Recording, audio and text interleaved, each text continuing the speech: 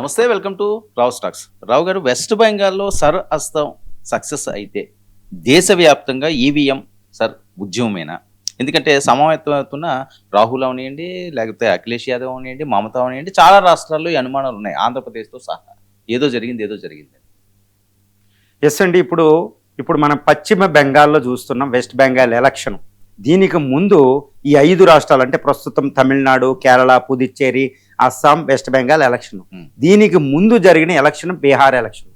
బీహార్లో ఏంటంటే నితీష్ కుమార్ గత 2-3 పర్యాయాల తర్వాత కూడా వెంటనే సక్సెస్ఫుల్ అవ్వడం. ఎందుకంటే ఎట్టి పరిస్థితుల్లో అక్కడ ఆర్జేడీ, కాంగ్రెస్, ఇండీ గ్రూప్ అధికారంలోకి వస్తుంది అనుకున్న బీహార్లో సిర్ అస్త్రాన్ని ప్రయోగించి, అంటే special intensive revision, election commission ఒక స్పెషల్ ఇంటెన్సివ్ రివిజన్ చేసి ఎలక్షన్ ముందు కొన్ని వారాల ముందు చేసి కొన్ని లక్షల ఓట్లను, అంటే సుమారు బీహార్లో 10 నుంచి 15% ఓట్లను తొలగించింది.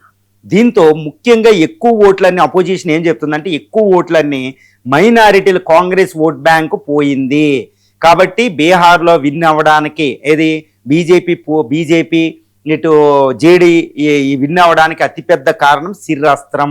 దీని ద్వారా అన్యాయంగా ఓడించేసింది అనుకుంటూ బీహార్ ఎలక్షన్ తర్వాతే మనం చూసాం. తర్వాత ఈవీఎంలతో పాటు ఇప్పుడు ఏంటంటే వెస్ట్ బెంగాల్లో ఎలక్షన్కి ముందు కొన్ని వారాలకు ముందు ఏం జరిగిందంటే సుమారు 15% ఓట్లు తొలగించడం. అంటే ఏంటి, సుమారు 7.65 కోట్లు ఉన్న దాంట్లో స్టేట్లో 6.85 కోట్లకు ఓటర్లు తగ్గిపోయింది. అంటే ఏంటి, 95 లక్షల ఓట్లు తొలగించబడ్డాయి. ముఖ్యంగా ఎక్కువగా ముస్లిం ఓట్లు, మహువా కమ్యూనిటీకి సంబంధించిన ఓట్లు అని ఇప్పుడు ఆరోపించడం జరిగిందనమాట. అంటే ఏంటి, వెస్ట్ బెంగాల్లో ఇప్పుడు ఏమి సూచిస్తున్నాయి, మనకున్న ఎగ్జిట్ పోల్ స్టార్స్ అన్నీ ఏం చెప్తున్నాయంటే వెస్ట్ బెంగాల్లో బీజేపీ విన్ అవ్వబోతుంది.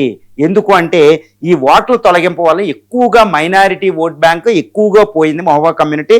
కాబట్టి వెస్ట్ బెంగాల్లో మమతా ఓడిపోబోతుంది అని వస్తుంది. ఒకవేళ బీజేపీలో సిర్రాస్త్రం పాస్ అయినట్టు, సిర్రాస్త్రం సక్సెస్ అయినట్టు బీజేపీకి, ఎలక్షన్ కమిషన్కి, వెస్ట్ బెంగాల్లో కూడా సిర్రాస్త్రం స్పెషల్ ఇంటెన్సివ్ రివిజన్ సక్సెస్ అయితే ఇదే రోల్ మోడల్ దేశవ్యాప్తంగా వచ్చే యూపీ ఎలక్షన్లో ఉపయోగించబోతుంది అనుకుంటూ ఇప్పటికే ఎస్పీ యూపీలో ఎవరో మన ఎస్పీ లీడర్ ఇప్పటికే ఆరోపించేశారు అఖిలేష్ యాదవ్ గారు. చాలా విపరీతమైన స్టేట్మెంట్ ఇచ్చారు.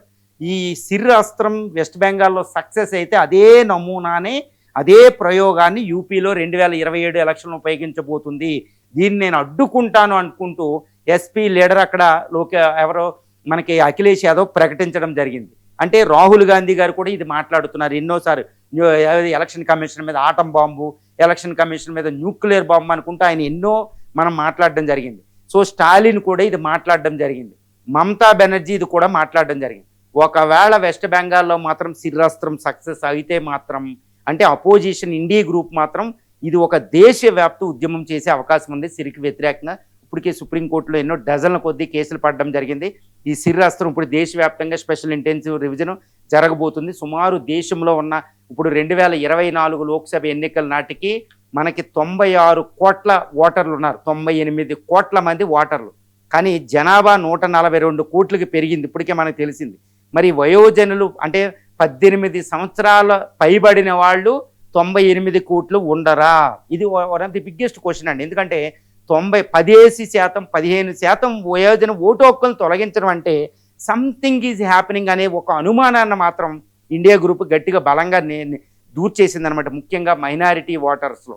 కాబట్టి దేశవ్యాప్తంగా ఒక సిర్ ఉద్యమం వెస్ట్ బెంగాల్లో బీజేపీ సిర్ అనేది సక్సెస్ అవుతే, వెస్ట్ బెంగాల్లో బీజేపీ విన్ అయినా అది సిర్రే అంటారు, అది ఈవీఎంఏ అంటారు. కాబట్టి వెంటనే ఇది ఒక ఈవీఎం, ఒక స్పెషల్ ఇంటెన్సివ్ ఎలక్షన్ కమిషన్ మీద ఒక భారీ ఉద్యమమే దేశవ్యాప్తంగా మొదలయ్యే అవకాశం ఉంది. ముఖ్యంగా ఇటు గుజరాత్, యూపీ ఎలక్షన్స్కు ముందు, దాంతోపాటు 2029 లోక్సభ ఎన్నికలకు ముందైతే మాత్రం ఇది ఒక ఈవీఎం సిర్ అనే ఒక తీవ్రమైన ఉద్యమాలు దేశవ్యాప్తం చేయడానికి ఇటు ఇండీ గ్రూపు లీడర్లు, ఇప్పుడు రాహుల్ గాంధీ గారు ఏంటి, అఖిలేష్ యాదవ్ ఏంటి, మమతా బెనర్జీ ఏంటి, ఇక్కడ స్టాలిన్ ఏంటి, ఇప్పుడు సిపిఐఎం పార్టీలు ఏంటి, సౌత్లో కొన్ని పార్టీలు మాట్లాడడం చూస్తే ఒక దేశవ్యాప్త ఉద్యమానికి ఒక రంగం సిద్ధమైంది. ఇదంతా వచ్చే 5 శాసనసభ ఎన్నికల ఫలితాల మీద ఆధారపడింది, ముఖ్యంగా వెస్ట్ బెంగాల్. ఒకవేళ వెస్ట్ బెంగాల్లో మమతా బెనర్జీ ఓడిపోతే మాత్రం ఆవిడ ఆల్రెడీ చెప్పేసింది ఢిల్లీ సింహాసనాన్ని కదుపుతాను నేను అని. అది మొదలైంది. అంటే ఈవీఎం సిర్ ఉద్యమాలు వచ్చే అవకాశాలు మనకి ఇక్కడ పుష్కలంగా ఉన్నాయి. అది వెస్ట్ బెంగాల్ ఎలక్షన్ రిజల్ట్ మీద ఆధారపడి ఉంది.